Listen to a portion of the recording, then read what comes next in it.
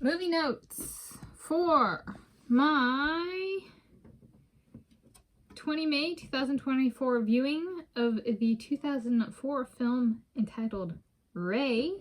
And my description is a biographical film about the life of musical artist Ray Charles. And it is a, from childhood to, it is kind of a, even if just at the end, montage, so to speak, of this is what he did for the next 40 years. It does try to encompass the majority of the guy's life.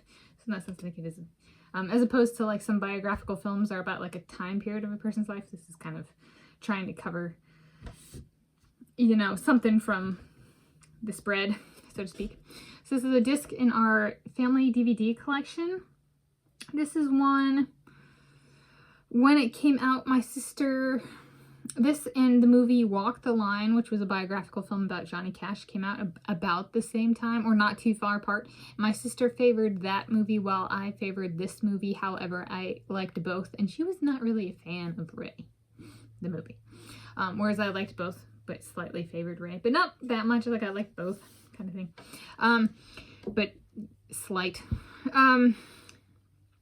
And oh, I'll say that when I went to play this, there's two versions. There's an extended version and a theatrical version. So this viewing was for the theatrical version, which is like the theatrical version is the version that played in theaters. So theatrical.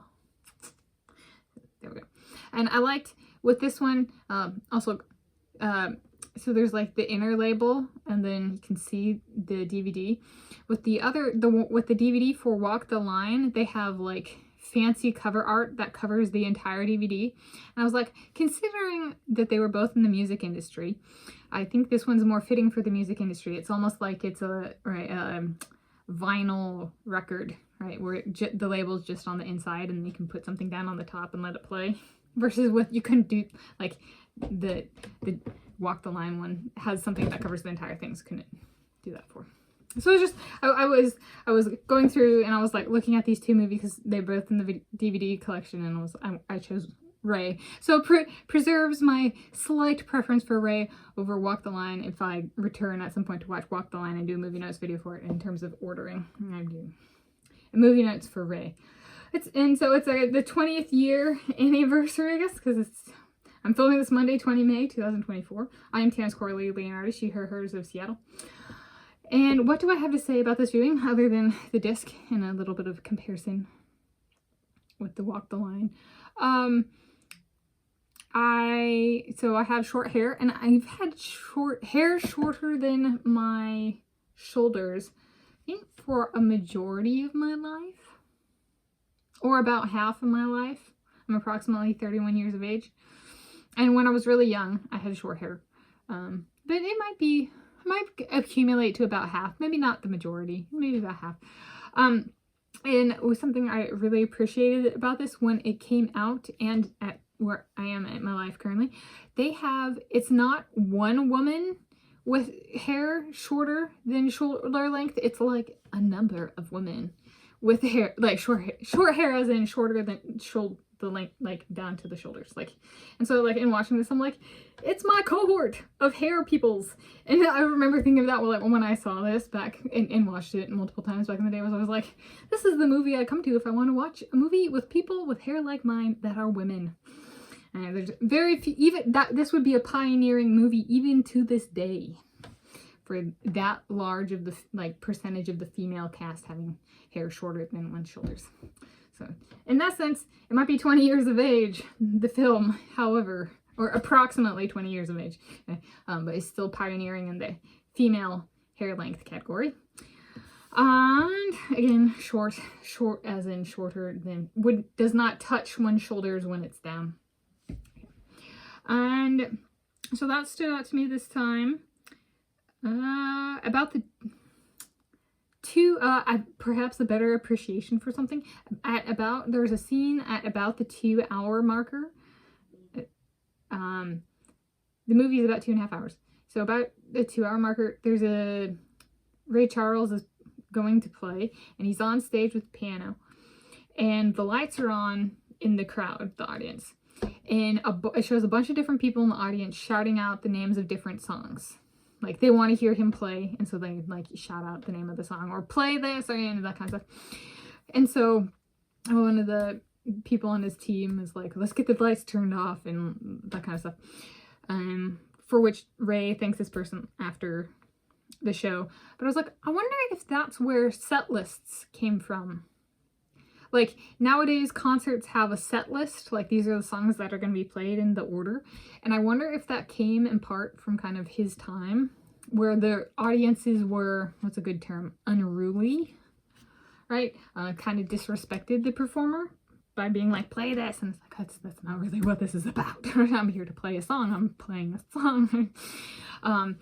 So I gained a better appreciation for set lists. Did not come out of nowhere, right? There were real problems with unruly audience members. Whether or not that's where it came from, right? There's a crowd control, right? Kind of, so to speak, of the attendees of a music concert or performance.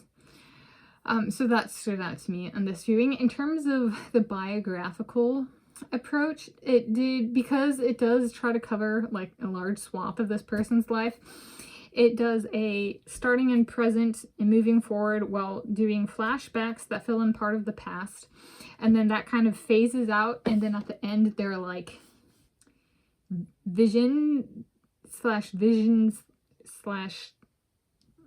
flashback kind of thing, graphic flashbacks kind of thing, slash visions.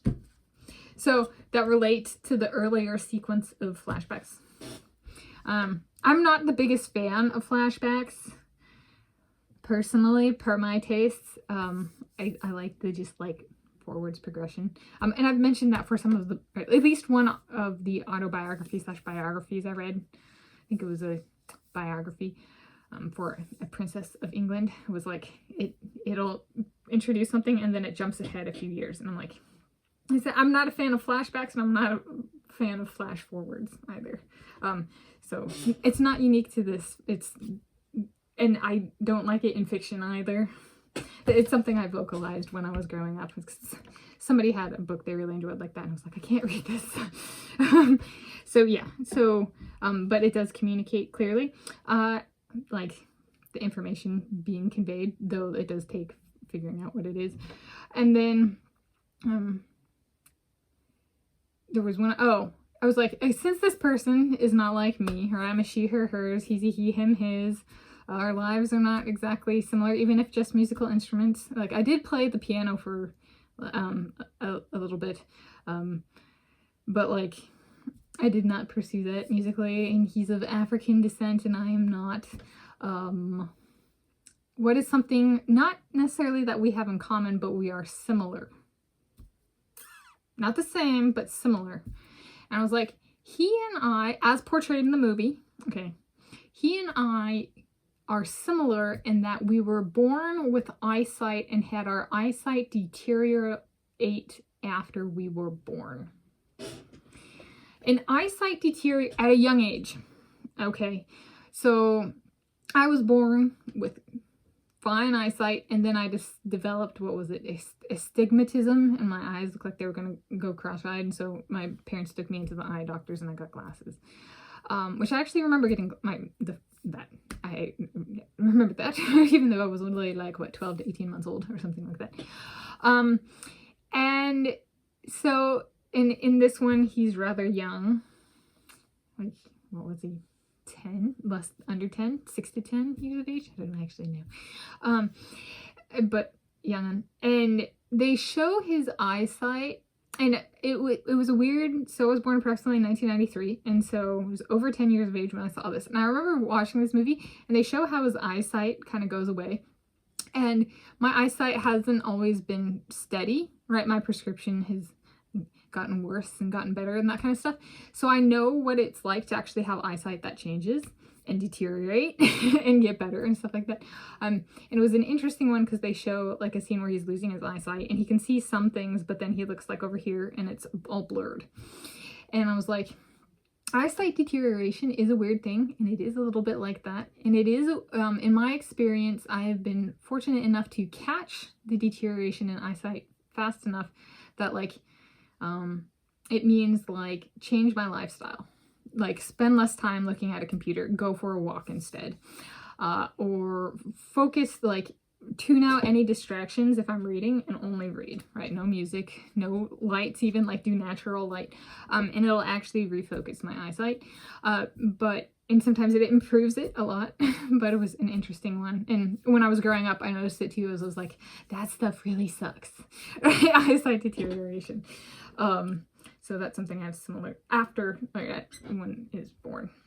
And not like, you know, I'm getting old kind of eyesight, or I've been looking at computers and I'm now 18 or an adult or something. I'm as a young child.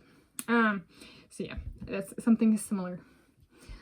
And people want a status update from dinner time.